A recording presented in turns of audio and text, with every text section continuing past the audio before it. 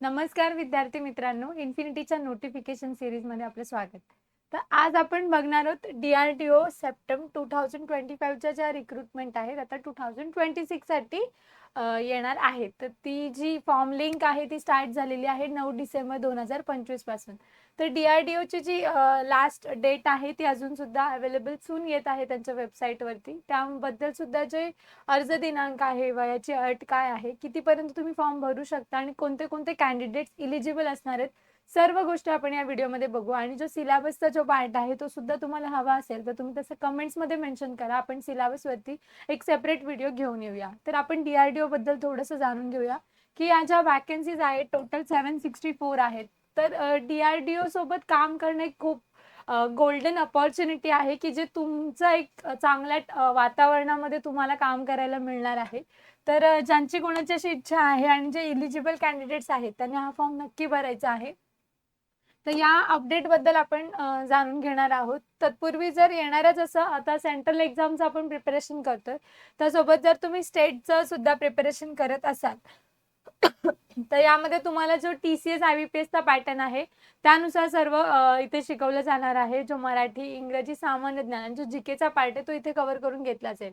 तर यासाठी या नंबरवर कॉन्टॅक्ट करायचा आहे आणि जे आपलं ॲप आहे इन्फिनिटी स्पर्धा परीक्षेचं ते डाउनलोड करायचं आहे. तर त्यामध्ये तुम्हाला भरपूर सारा फ्री कॉन्टेंट अवेलेबल आहे. तर ज्यामध्ये तुम्हाला जसे की फ्री कोर्सेस आहेत, त्यामध्ये सिलेबस सुद्धा डिकोड केलेला आहे जो व्यवस्थित तुम्हाला फ्रीली अवेलेबल आहे. टेस्ट क्वेश्चन्स अवेलेबल आहे ते यासाठीची फीज आहे ती 999 1 इयरच्या व्हॅलिडिटी साठी असणार आहे. तर जे आपण DRDOचं जे अपडेट आहे त्याबद्दल इथे थोडंसं जाणून घेऊया. तर जे DRDOचं ऑफिशियल नोटिफिकेशन आहे तर सध्या त्यांनी शॉर्ट नोटीस प्रोव्हाइड केलेली आहे. Golden opportunity to join DRDO and serve the nation with a pride. So ज्यांना कोणाला DRDO ज्यांची ड्रीम पोस्ट आहे त्यांनी हा फॉर्म स्किप करायचा नाही आणि तुमची फॉर्मची फीज आहे ती सुद्धा जास्त नाहीये. सर्वात पहिले तर आता नेम ऑफ द पोस्ट आहे सिनियर टेक्निकल असिस्टंट ग्रुप बी आणि त्याच्यासाठी एज क्रायटेरिया आहे त्याच्यासाठी लेवल पे जो असेल तो लेवल 6चा आहे. 35,400 पासून तुमचा जो बेसिक स्टार्ट होतं. त्यानंतर टेक्निशियनच्या काही पोस्ट आहेत त्याच्यामध्ये लेवल 2चा आहे. तर आता एज लिमिट जो आहे सिनियर टेक्निकलला ते 18 आहे मिनिमम आणि मॅक्झिमम 28 पर्यंत तुम्ही फॉर्म भरू शकणार आहात. आता PWD कॅन्डिडेट्स आहेत किंवा इतर कॅन्डिडेट्स आहेत त्यांना एज रिलॅक्सेशन थोडं देण्यात आलेलं आहे. टेक्निशियनसाठी आहे 18 to 28. आता यामध्ये टोटल वॅकन्सीज आहे तर अपडेट करण्यात आलेल्या आहेत. नंबर ऑफ वॅकन्सीज ज्या आहेत त्या 561 आहेत आणि टेक्निशियनच्या 203 वॅकन्सीज आहेत.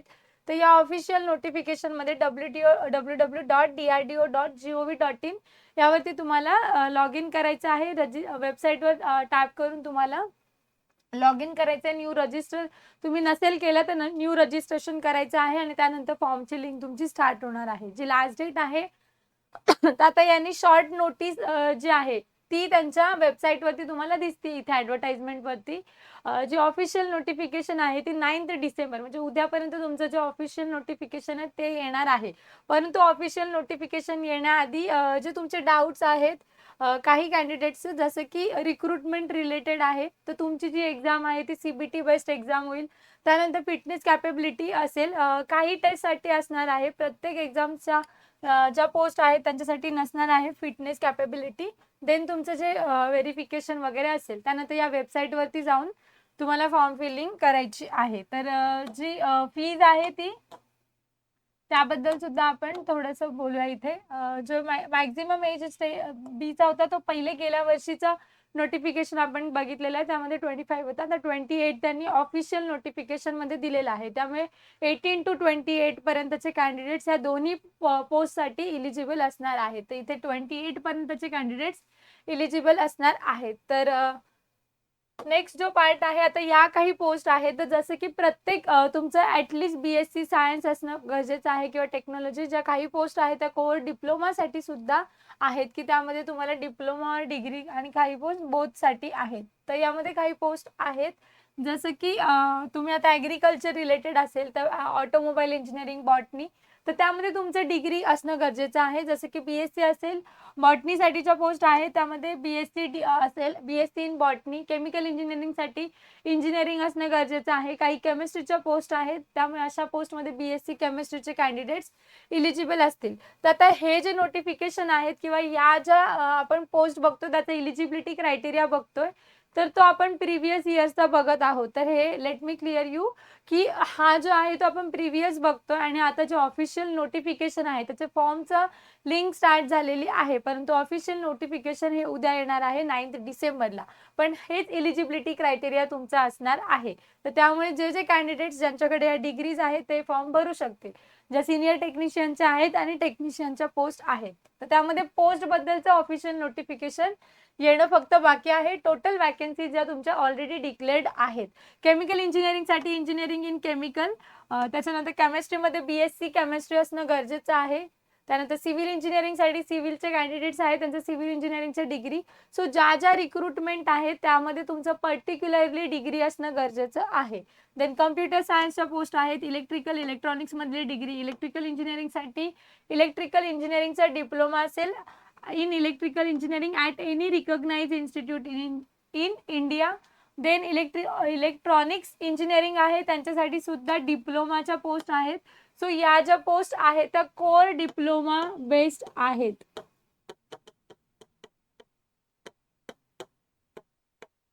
आता कोर डिप्लोमा बेस्ड का, तर इथे डिग्रीचे कॅन्डिडेट्स इलिजिबल नाही आहेत. लास्ट टाइमसाठी डिग्रीसाठी कॅन्डिडेट्स इलिजिबल नव्हते, त्यांनी यावेळेस सुद्धा सेम टर्म अप्लाय केलेला आहे. फक्त त्याच्यामध्ये ज्या वॅकन्सीज आहेत त्या कास्ट वाईज तिथे येणं बाकी आहे. देन इलेक्ट्रॉनिक्ससाठी बॅचलर, आता सिनियर टेक्निशियन आणि टेक्निशियनसाठी तुम्हाला डिप्लोमा तुम्ही इलिजिबल आहात. त्यानंतर इन्स्ट्रुमेंटेशनच्या आहेत बॅचलर डिग्री इन सायन्स, त्यानंतर लायब्ररी सायन्स, मॅथमॅटिक्समध्ये असेल तर BSc इन मॅथमॅटिक्स.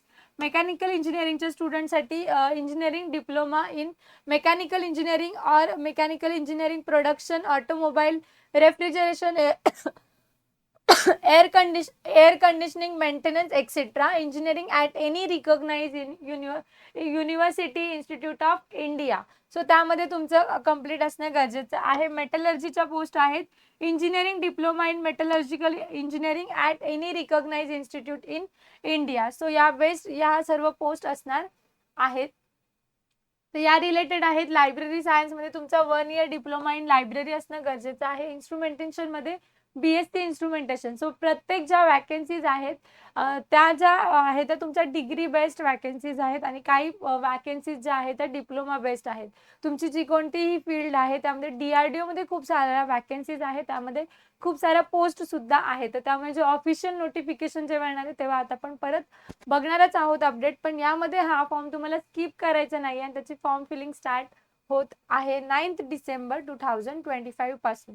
तर हे जे ऑफिशियल नोटिफिकेशन आपण बघितलंय त्यामध्ये सुद्धा त्यांनी इथे मेन्शन केलंय online link for applying will be active tentatively on 9 December 2025 on DRDO website. So official notification हे आहे, तर हे एकदा क्लिअर करून घ्या. त्याबद्दल काही डाऊट असेल तर तुम्ही तसं सुद्धा कमेंट्समध्ये मेन्शन करू शकता आणि पर्टिक्युलर डिग्री असणं गरजेचं आहे. मोस्ट ऑफ एक्झाम्समध्ये काय होतं की आपण स्टेटच्या एक्झाम्स देतो आणि त्यामध्ये खूप कमी वॅकन्सीज असतात आणि सेंट्रलच्या एक्झाम्स आपण काय करतो, स्किप करतोय. सॉरी. तर सेंट्रलच्या एक्झाम सुद्धा देणं तेवढंच इम्पॉर्टंट आहे, कारण की जो रिझनिंग ॲप्टिट्यूडचा पार्ट आहे तो तुमचा आता तिथेही कव्हर होत आहे. त्यानंतर जे कोणी कॅन्डिडेट्स UPSCचं प्रिपरेशन करतात आणि MPSC राज्यसेवेचं प्रिपरेशन करतात त्यांना सुद्धा म्हणजे जो GSचा पार्ट आहे तो कव्हर होत आहे. त्यामुळे मोस्ट ऑफ ज्या सेंट्रलच्या एक्झाम्स आहेत त्यासाठी तुम्ही इलिजिबल आहात.